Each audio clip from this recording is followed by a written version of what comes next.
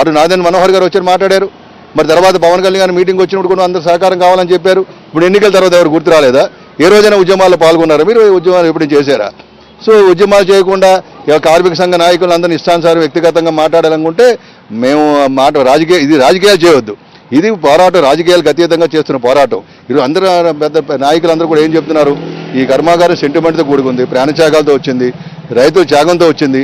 ఇటువంటి కర్మాగారాన్ని కాపాడుకోవాలనుకున్నప్పుడు కార్మిక సంఘాలన్నింటి ద్రోహులుగా మేనేజ్మెంట్ మీద ఫైట్ చేయండి, గవర్నమెంట్ మీద ఫైట్ చేయండి. ఈరోజు గవర్నమెంట్ మీదే కదా, కూటమిలో మీరు ఉన్నారు కదా, కూటమిలో మీరు ఉన్న చేయరు. ఈ రోజు గెలిచిన దగ్గర నుంచి అపాయింట్మెంట్ కోసం మేము ప్రయత్నం చేస్తున్నామే.